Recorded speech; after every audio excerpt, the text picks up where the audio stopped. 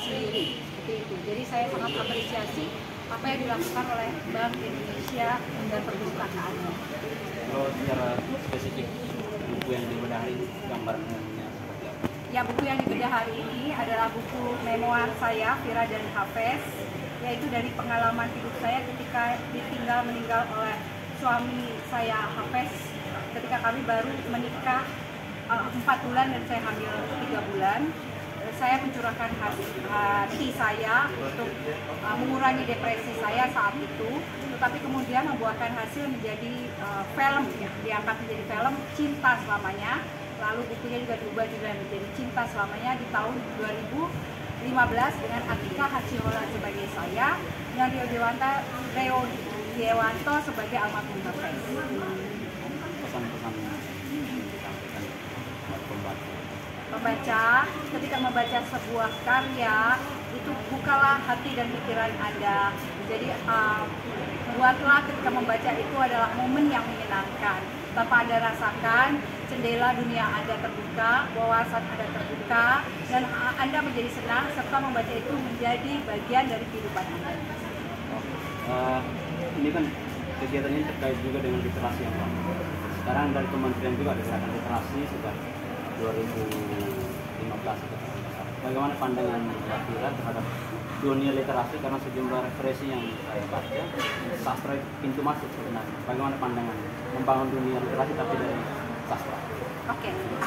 Dunia literasi itu adalah salah satu cara untuk memperkuat bangsa, ya. Kalau sebuah bangsa itu penduduknya, masyarakatnya senang membaca dan pintar, berbuka wawasan, negara ini akan menjadi maju.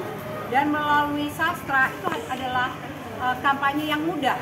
Di sastra, melalui sastra kita bisa menulis contohnya kehidupan keberagaman di Indonesia, atas keindahannya, atas masyarakatnya, tanpa disadari itu masuk ke sanubari masing-masing orang yang membaca, dan itu akhirnya memperkuat pribadi dan keyakinan masing-masing serta dengan membuka wawasan sehingga satu sama lain lebih terbuka, tidak gampang marah, tidak gampang tersinggung. Akhirnya Bhinneka Tunggal Ika itu tercapai dengan baik, bekerja sama untuk membangun Indonesia melalui literasi. Mbak Vira ini kan menarik, selain menulis sastra di jurnalistik juga, ya. Memang ada beberapa penulis hebat juga yang di dua bidang itu. Ini saya penasaran, tadi sempat mau nanya tapi nggak sempat apa. Kan di dunia jurnalistik kan kita ada undang-undang pers, kemudian kode etik jurnalistik yang mengharuskan kita apa? Harus berimbang. Katakanlah kalau karya jurnalistik kan harus berimbang laporan. Sementara dalam sastra kita diberi semacam kebebasan. Bagaimana menjembatani itu antara jurnalistik ketika di jurnalistik kemudian ketika di sastra, apakah ada sekatnya seperti apa, bagaimana? Oke. Tentunya kalau memang kita harus memisahkan diri, ya. Ketika menulis sesuatu yang berupa fakta, jadi tidak boleh mengarang. Karena itu tanggung jawab moral bahwa sebuah fakta itu harus disampaikan.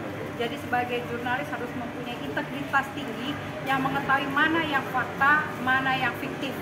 Itu adalah juga tanggung jawabnya selain moral, juga tanggung jawabnya mental, dan untuk tanggung jawabnya juga kepada Tuhan kalau menyampaikan sesuatu yang tidak benar. Contohnya banyak sekali penulisan misalnya konfrontasi, tulisan yang hoax, itu banyak banget kan. Jadi semuanya memang jurnalistik kemampuannya adalah untuk kekuatannya menyampaikan fakta apa adanya. Sementara sebagai seorang penulis fiksi kita memiliki keleluasaan untuk berimajinasi.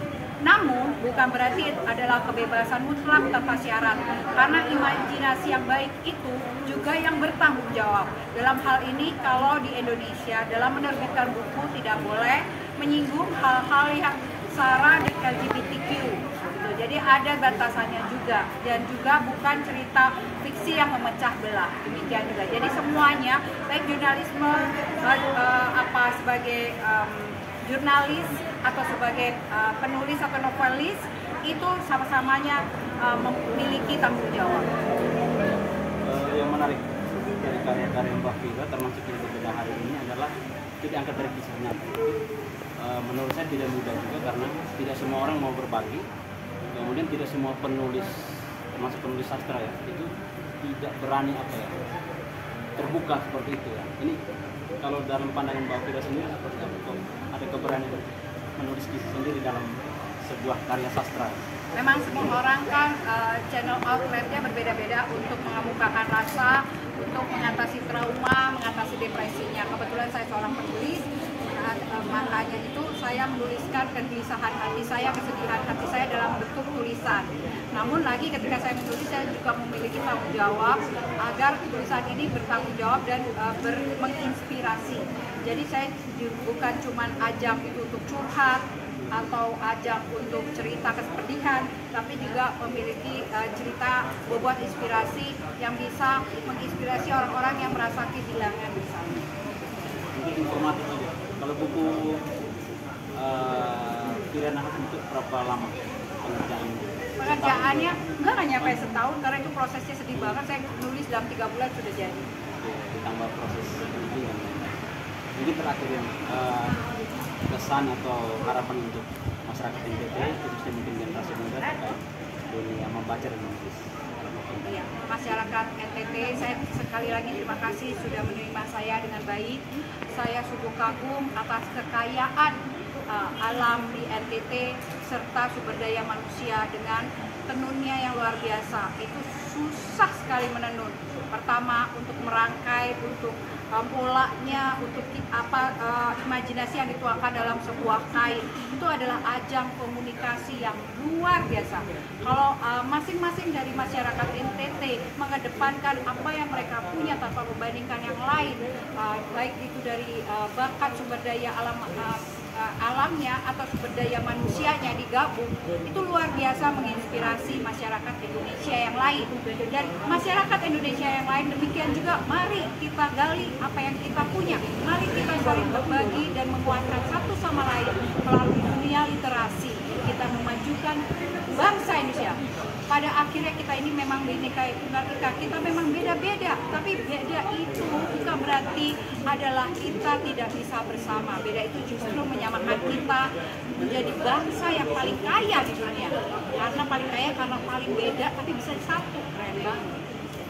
Terima kasih Mbak Fira, sukses terus ke depan.